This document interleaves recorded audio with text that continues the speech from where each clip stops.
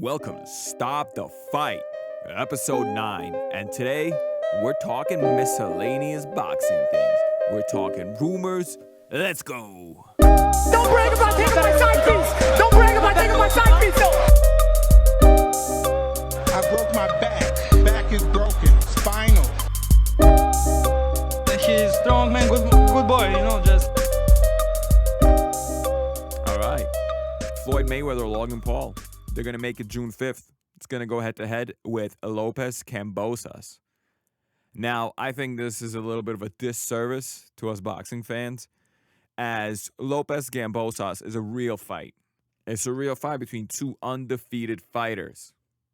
That should be the selling point of the night, or at least that should be in congruence with other big, real fights.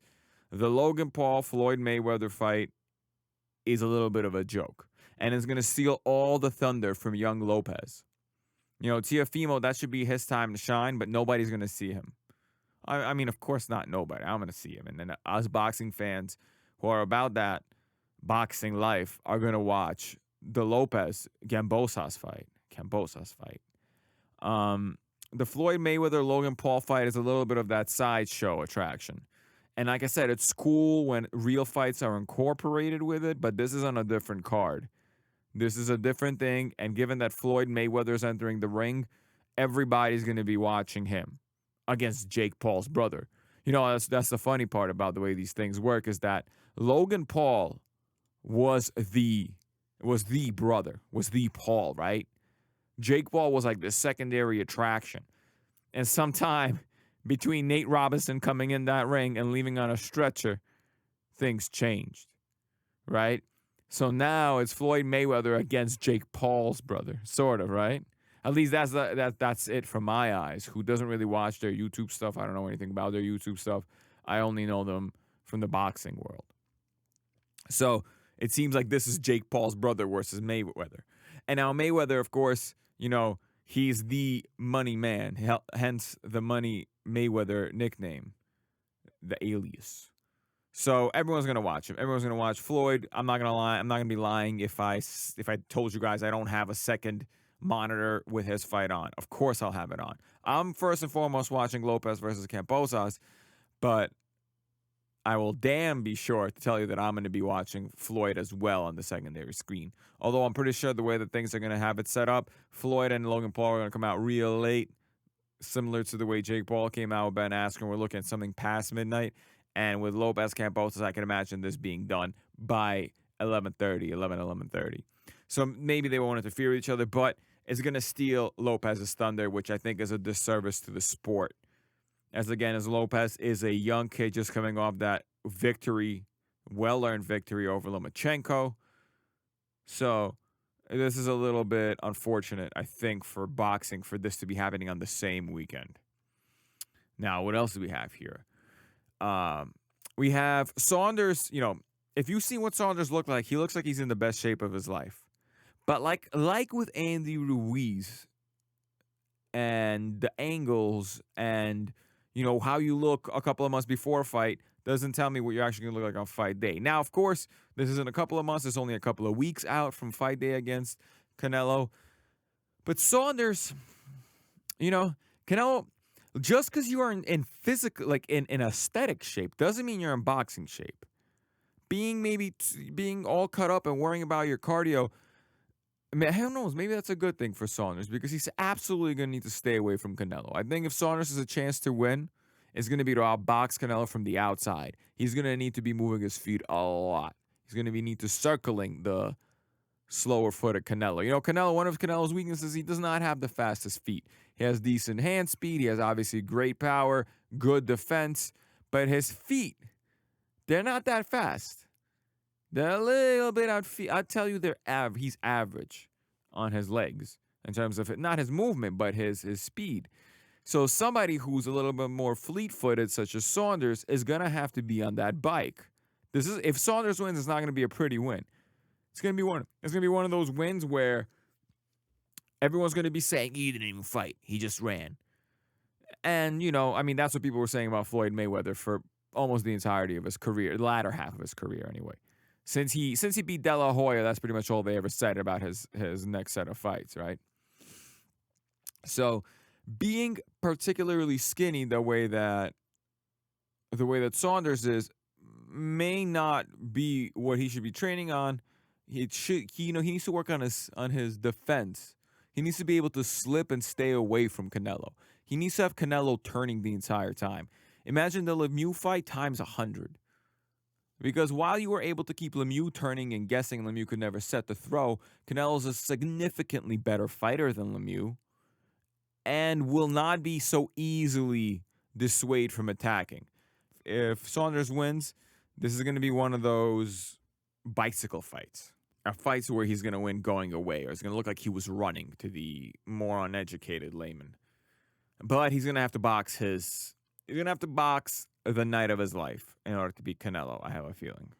Now, Wilder's saying he's going to continue boxing to show his greatness, and I think that's great. I think we need a healthy Wilder in our sport, a Wilder who's putting guys to sleep. First of all, he's exciting. Whatever you want to say about Wilder and his boxing abilities, for a heavyweight, that's what you need. He comes in there, he puts people to sleep. It's always a highlight, baby. And that's what you want.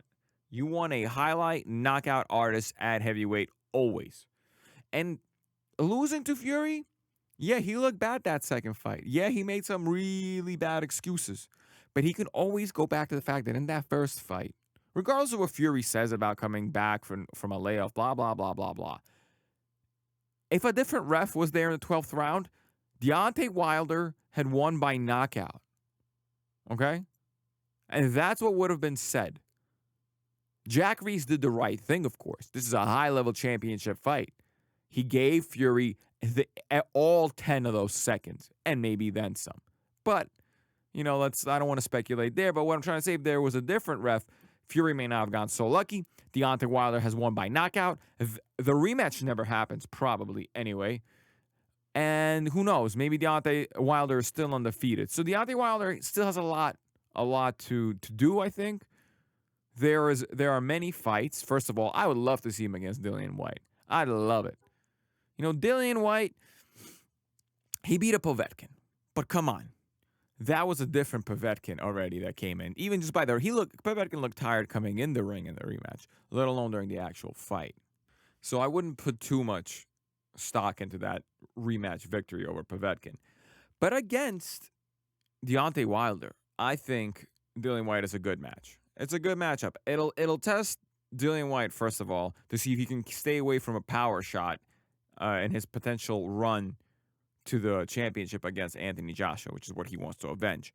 But being able to be knocked out, as we saw with Povetkin and with the first Joshua fight, Dillian Whyte needs to prove, at least to the viewer, that he can really keep away and stay away from another puncher, not a COVID-ridden Povetkin.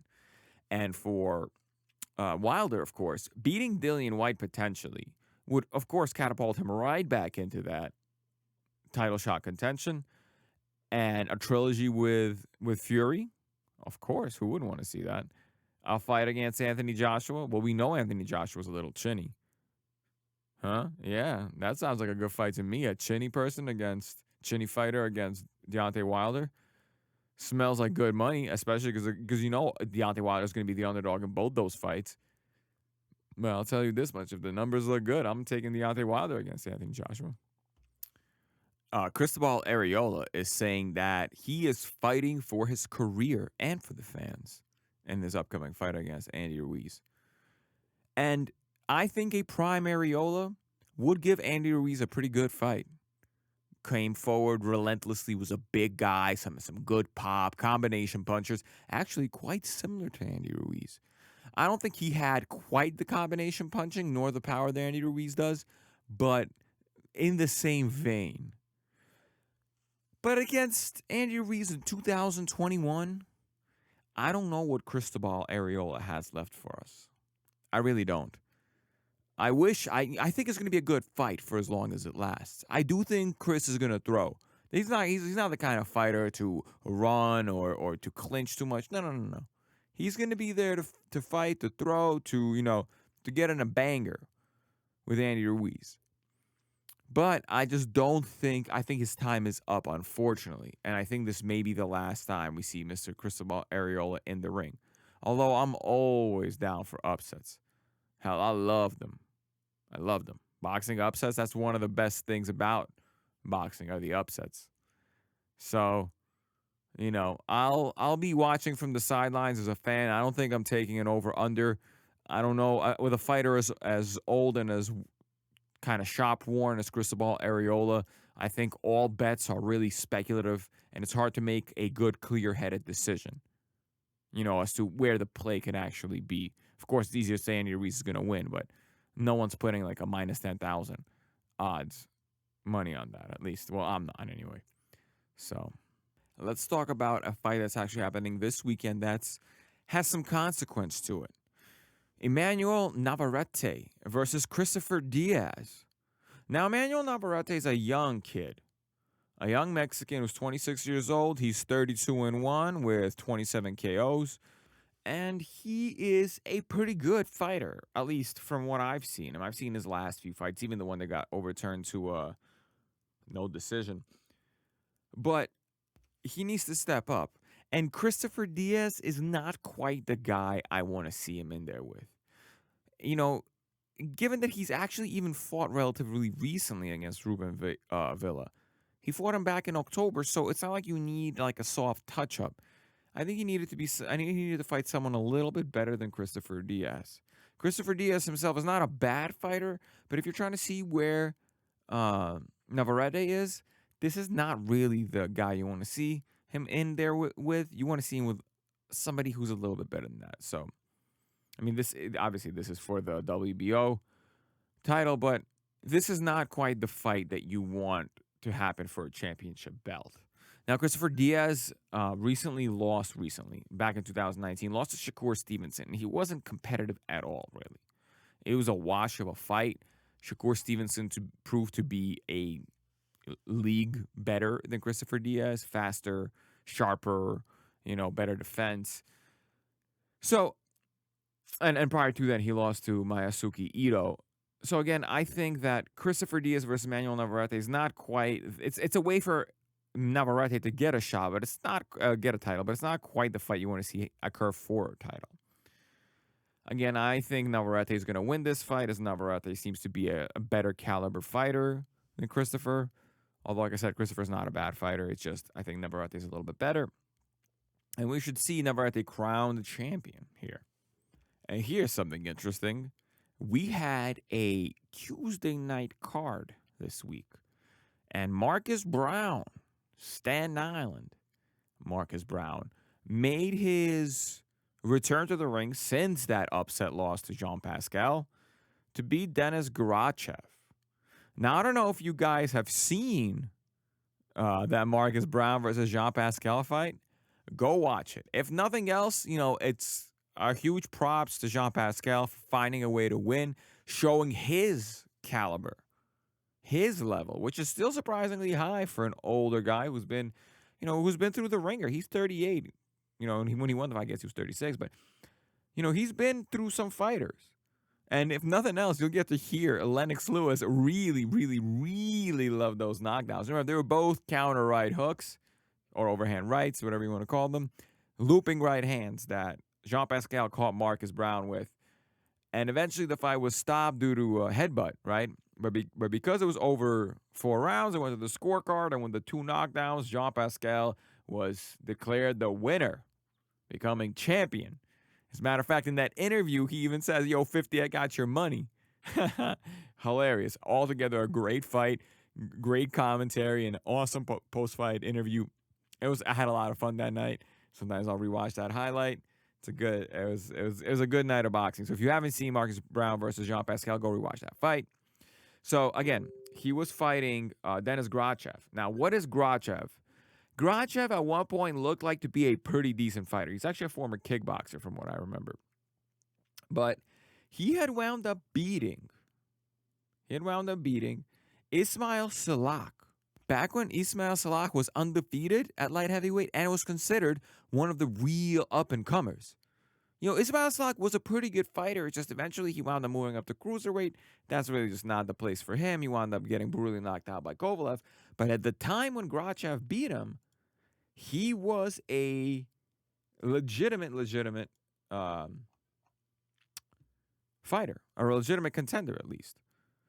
So Grachey, I remember coming off that win, I was like, oh wow, here comes this guy who's not really a boxer, and he fights Lucien Boutet next, and I thought he was for sure gonna beat Boutet after beating Slack. Nope, loses a UD, then just goes on he beats Zulte Erdi, but then goes on a giant losing streak and has basically lost more than he's won the rest of the way through.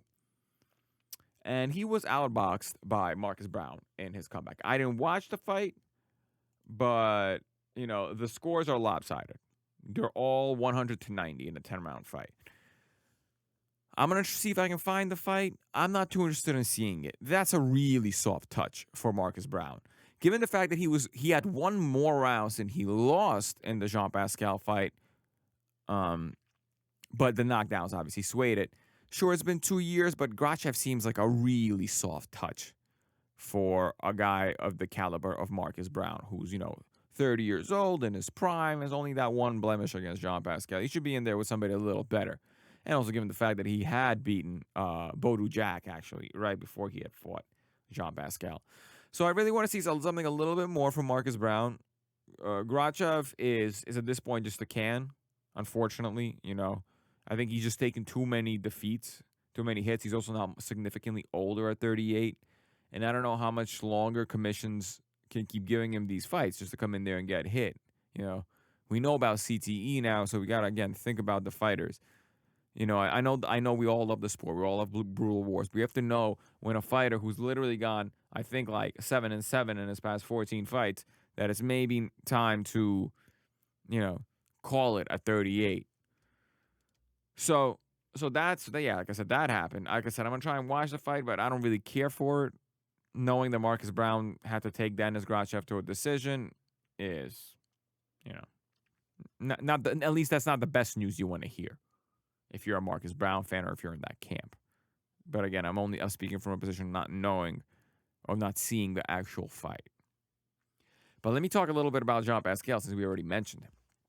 Jean Pascal, after beating Marcus Browne, goes and beats Bodou Jack. Ain't that some shit? Ain't that some shit? So we have Jean Pascal, whose resume at this point looks very stacked. Very stacked. He wound up fighting Carl Froch early on, losing the fight, but fighting Carl Froch early on. He wound up having 2 fights with Adrian Diaconu, who at that point was an undefeated light heavyweight champion. Was around for light heavyweight for a while. He wound up beating Chad Dawson also, an undefeated Chad Dawson. Yeah. Back when Chad Dawson was the guy, right? Now we're talking about, this is now 11 years ago when Chad Dawson was the guy. Then he gets a draw against, majority decision draw against Bernard Hopkins in a fight I thought he won. But it looked like Bernard Hopkins figured him out. So when the rematch came, you kind of knew that Bernard was going to figure out a way to get it, and he did.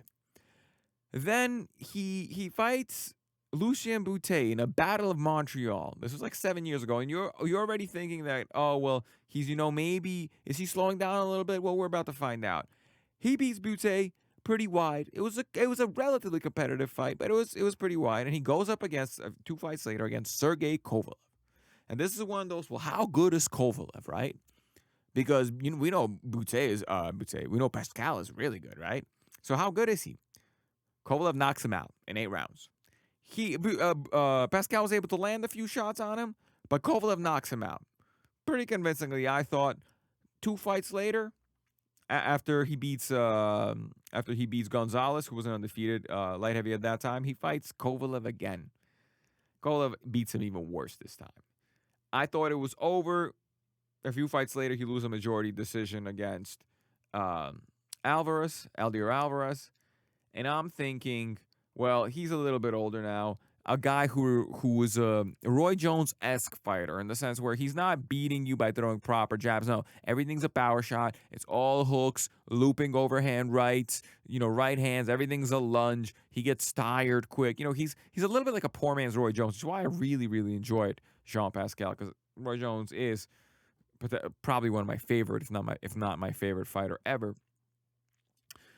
So, I always rooted for Jean Pascal. Always. Every time Jean Pascal fought, I was like, I really want to see him win. If for no other reason that he's really trying to mimic. He's doing the Roy Jones style through and through. Not that he's just taking a few aspects, but he's really trying to fight like Roy, even when it's not working for him. So he goes and fights Dimitri Bivol, loses in a wide decision on HBO, and I think like it's the last card that it held, or second to last card or something that it held. It was an uneventful fight. He wasn't competitive at all, and I'm thinking that's the end for Jean Pascal. He's in his mid-30s now. That's it. He's lost speed. So he's got some power, but being as slow as he is, that's kind of it. Then comes the Marcus Browne fight. And all of a sudden, boom, you hear that first knockdown. You're like, holy shit, Lennox Lewis is losing his shit. It's hilarious. Boom, again. Same exact shot. Marcus Browne throws that right hand. I think he throws like a left-right or something like that. And Jean Pascal comes from under it, comes right over, lands that overhand right, knocks him down again. And this time, he was hurt. Marcus Browne was hurt. Of course, later in the fight, a bad headbutt happens, and it goes to the scorecards, and Jean Pascal is the champ. Who gets him next? Bowder Jack. Now, Bowder Jack is one of those fighters who, he's a little bit like Danny Garcia. He doesn't seem to do anything excellent, but does a lot of things well, and is therefore very well, and is therefore a championship-level fighter. Jean Pascal beats him. By split decision.